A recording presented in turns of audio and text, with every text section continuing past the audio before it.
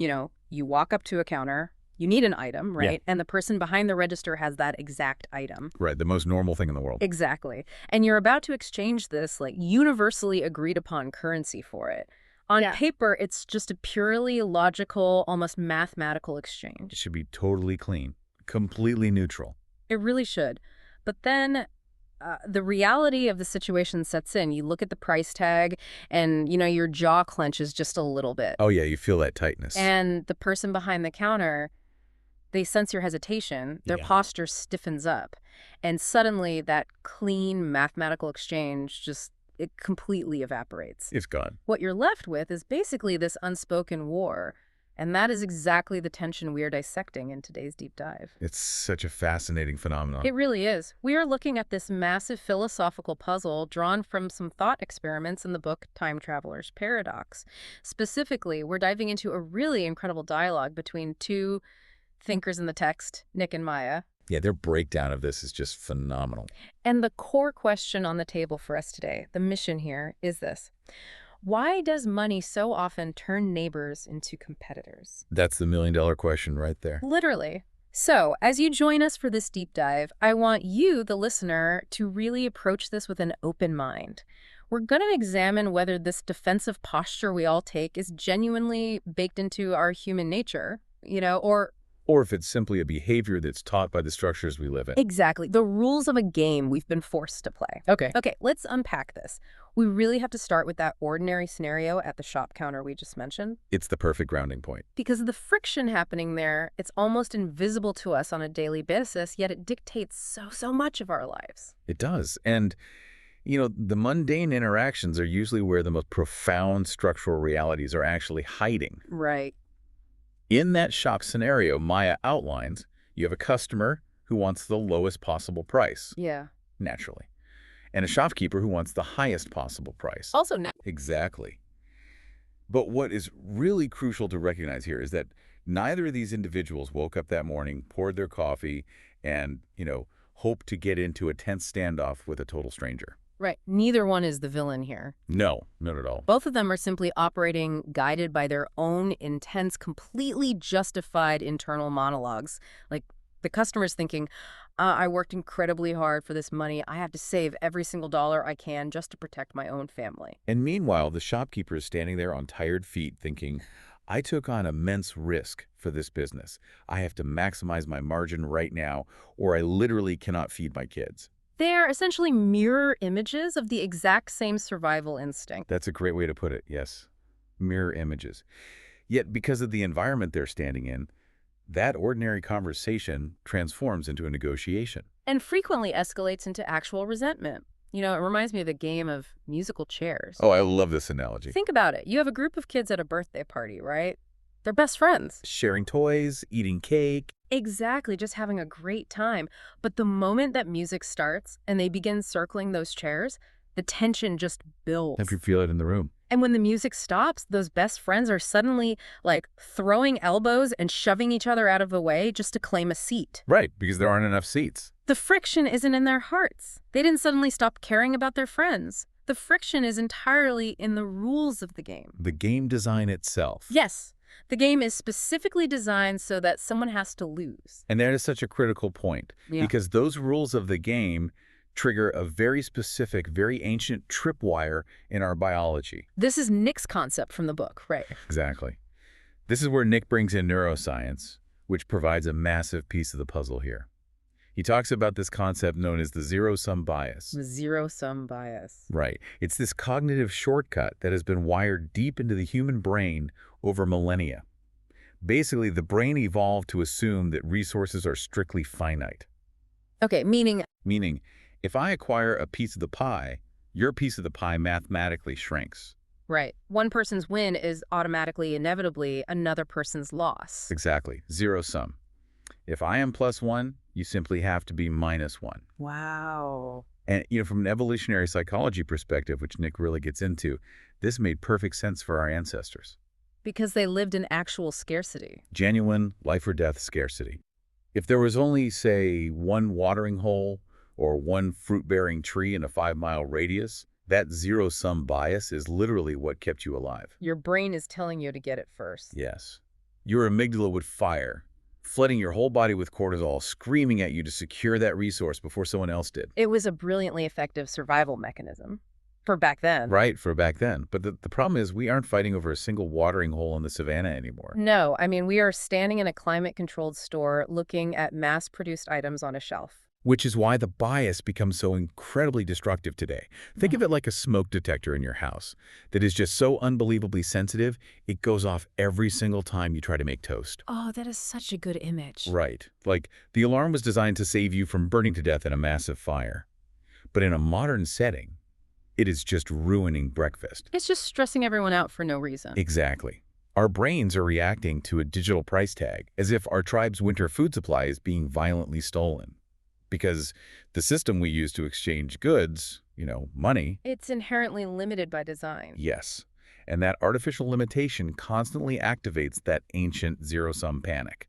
It floods our systems with stress hormones over something that isn't actually scarce in the same way. But that localized friction over, like, a few dollars, it doesn't just stay at the shop counter, does it? Unfortunately, no, not at all. Because if this biological glitch triggers a stress response over minor pocket change, the implications become terrifying when those same ancient zero-sum brains are sitting in corporate boardrooms. Or government offices shaping society. Yeah. Exactly. Yeah. If we connect this to the bigger picture, it explains the systemic tension that defines almost every layer of our global social order. Because the dynamic scales up. It scales up aggressively. Nick outlines this huge list of oppositional relationships created by this structure. Think about the relationship between an employee and an employer. Right. One wants higher wages, the other wants lower labor costs. Or a tenant and a landlord. A small farmer and a massive corporate middleman. Companies and their competitors. All the way up to nation versus nation. It's the musical chairs game on a global level. Yes. In every single one of those dynamics, you have groups of people who are not natural enemies. But they are relentlessly corralled into these manufactured arenas where they're forced to fight over limited resources. The structure of the economy dictates the rivalry. The tenant wants to keep their housing costs low just to survive, while the landlord wants to maximize yield on their investment to thrive. The game is designed so their interests are inherently opposed. Completely opposed. Okay, I hear the structural argument. I really do. But let me play devil's advocate for a moment just to push this. Please go for it. Because when you look at the broad sweep of history, or honestly, even just observe how people behave in rush hour traffic. Oh, traffic is the worst. Right. It strongly suggests that competition is just fundamentally human nature. I mean, aren't we just wired to dominate? It certainly feels that way sometimes. It really does. The drive to win, to climb to the top of the hierarchy, secure the most resources, that seems like the very engine that pulled humanity out of the caves in the first place. Right, the whole survival of the fittest narrative. Yeah.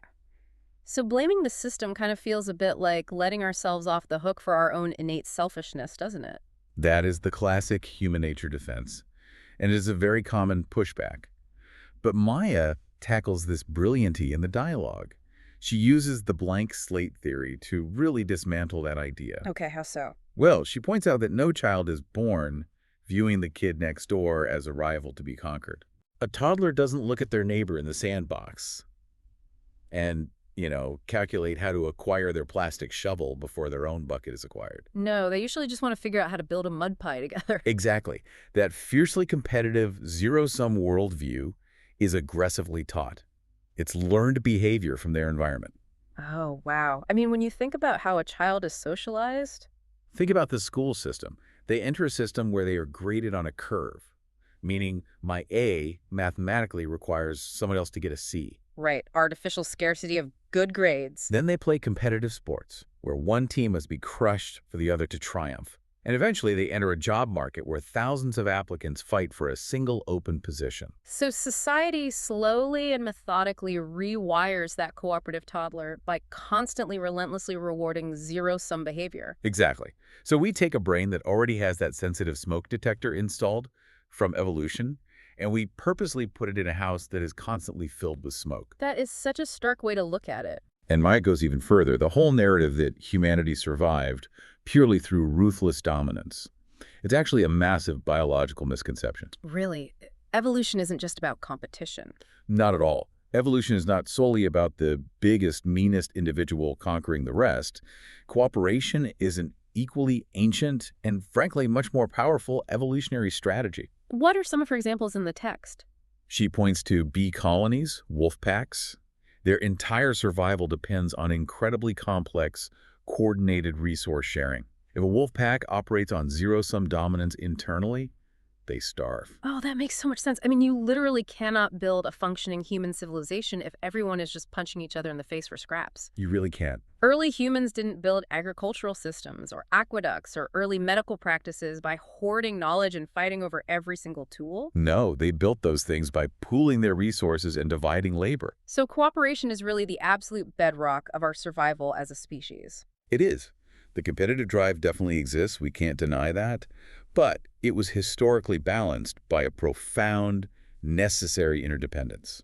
Which brings us to a really sobering reality in this deep dive. If cooperation is our actual foundation, our real evolutionary superpower, what happens when we build an economic structure that forces us to abandon that cooperation just to survive the week? The consequences of that are devastating, and they pour out quietly in thousands of households every single day. Nick gives a really intense example of this in the book. He does, and it's a terrifyingly common reality. He asks us to consider a sudden medical emergency. Okay. So you have a family living a normal, stable life, and suddenly someone gets sick. The hospital bills begin to pile up exponentially. As they do. Right, and their savings are completely wiped out in a matter of months. So they reach a breaking point. They have to liquidate everything. Exactly. They have one valuable lifeline asset left. Maybe it's a piece of land, maybe it's their family home, or perhaps, a heavy-duty truck they rely on for their livelihood. Something critical. Yes. Yeah. And they have to sell it, not because the market conditions are favorable and not because they want to move on to a new chapter in life. They are selling it because the clock has run out. They are facing total financial ruin. Total ruin.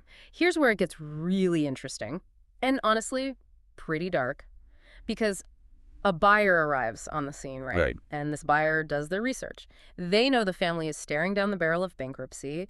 They know the family cannot wait a month for a better offer, and they cannot afford to negotiate aggressively. They know all the leverage is on their side. Exactly. So knowing this, the buyer offers a fraction of the asset's actual value. They use the family's ticking clock as a weapon because severe desperation inherently destroys your bargaining power. It creates a massive asymmetry in the negotiation. The buyer is operating from a position of total security, and the seller is operating from a position of absolute terror. And when we look at that buyer, we have to ask some really uncomfortable questions about the structure. Did the buyer cause the medical emergency? Did the buyer force the family into debt? No. But the system they both exist in has created an arena where one family's profound suffering effortlessly becomes another person's lucrative financial opportunity. The architecture of scarcity quietly transforms human tragedy into a business advantage. It's chilling when you phrase it like that. And the buyer can rationalize it too. Maya points this out. They might tell themselves, hey, I am doing them a favor by providing liquid cash when no one else will. Right. I'm the hero here. Exactly. Because the market doesn't care about the tears shed over the sale. It only registers that an asset was acquired below market value, which, in our system, is considered a massive success. It is incredibly uncomfortable because, our default reaction is to label that buyer as morally bankrupt. Like, what a terrible person. Sure, that's the knee-jerk reaction. But they are just playing the musical chairs game flawlessly. The rules of the market dictate that you buy low and sell high. Maximizing profit is the entire point. And this is where Maya's synthesis is so nuanced. We have to untangle individual character from systemic design, because character still matters immensely. Right. Not everyone acts like that ruthless buyer. Exactly. There are countless people who find themselves in that exact buyer's position. They recognize the desperation of the family, and they consciously choose their own humanity over a steep discount. They pay a fair market rate price because their personal moral compass overrides the financial incentive. Yes. They refuse to exploit the vulnerability even when the system gives them total permission and, honestly, a financial reward to do so. But that individual heroism, it raises a huge structural question. Nick and Maya really drill down on this. They do. Should a civilization rely entirely on the hope of individual kindness? Right. Should the basic survival of a family facing a crisis depend on the lottery of finding a buyer with a strong ethical code? Or should an advanced civilization actively design systems that reduce unnecessary desperation in the first place? Because if a system constantly manufactures desperation, it is going to constantly test human morality. And human beings, under enough stress, will eventually fail that test. You are placing a crushing burden on the individual. If you design an economic structure that pits compassion directly against profit, you force people to make an impossible choice. You're asking them to decide between being a good, empathetic neighbor and being a successful, secure participant in the economy. Exactly. A society that engineers stability and reduces artificial scarcity gives morality a fertile environment to flourish. Because being a good person no longer requires sacrificing your own family's security. Going back to the birthday party, if you simply add enough chairs for everyone in his party, nobody has to push a kid over to get a seat. It's that simple. You don't have to spend time lecturing the children on proper etiquette. You just fix the mechanics of the game. And Nick argues that this distinction is vital. We spend so much time treating the symptoms of our society without addressing the underlying conditions producing them. We treat the symptoms, not the disease. Right. Throughout human history, virtually every religion and moral philosophy has preached variations of the same message. Love thy neighbor. Do unto others as you would have them do unto you. The golden rule.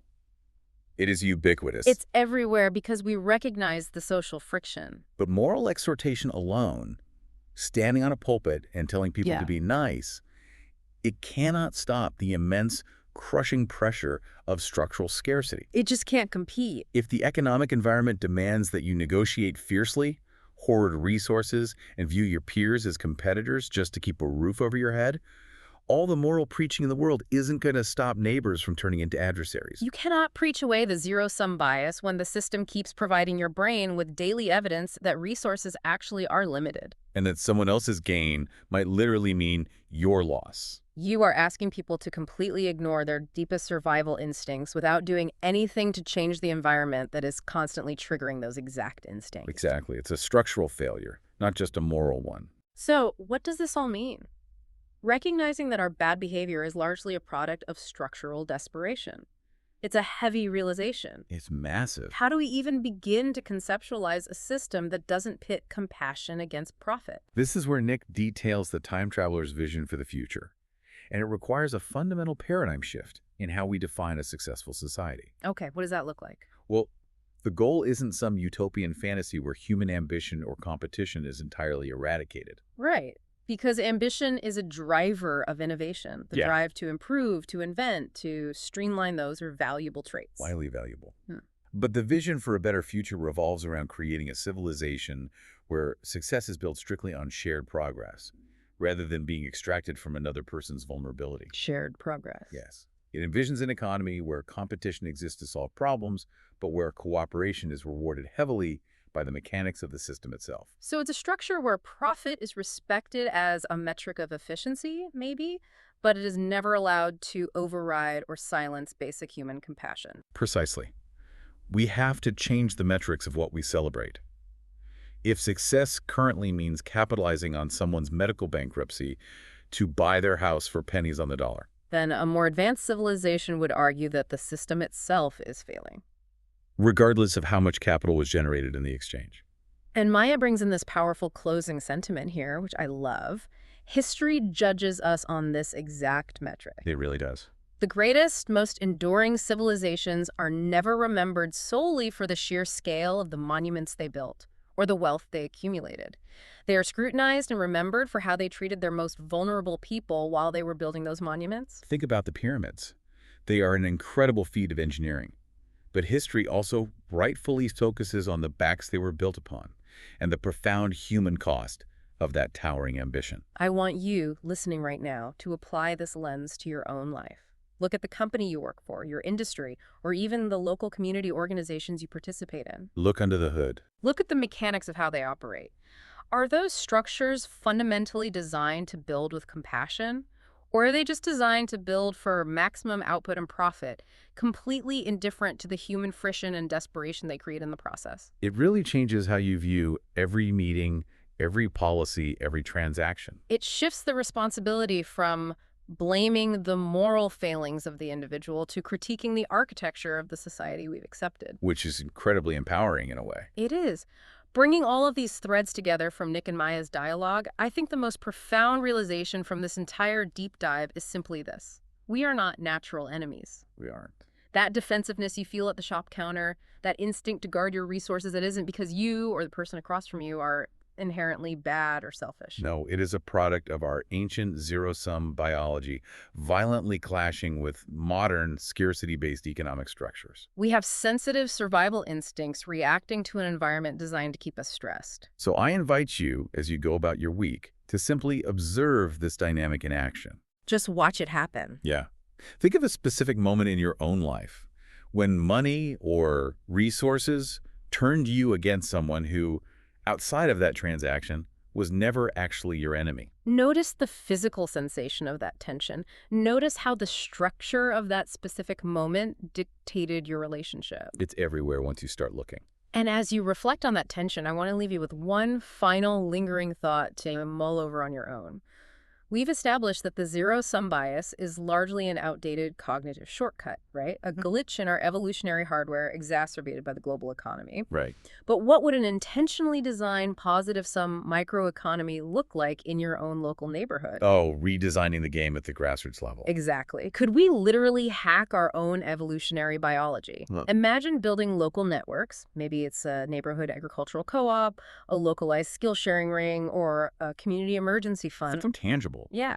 Imagine designing a microsystem where your neighbor's financial win mathematically guarantees your own win. Where cooperation is baked into the math. A local structure where it becomes literally impossible to profit from their desperation because the system ties their stability directly to your own prosperity. That is such a compelling idea. If we can't change the massive, crushing architecture of the whole global economy overnight. Could we rewrite the rules of the game in our own backyards? And finally, let our ancient brains relax. Designing localized systems that reward our cooperative instincts rather than punishing them, that is exactly how that paradigm shift begins. Keep questioning the structures around you. Keep looking out for your neighbors. And, the next time you look at a price tag and feel like familiar defensive reflex kick in, take a breath. Just remember, the person across the counter isn't your enemy. They're just playing the same intense game of musical chairs that you are. Take care, everyone.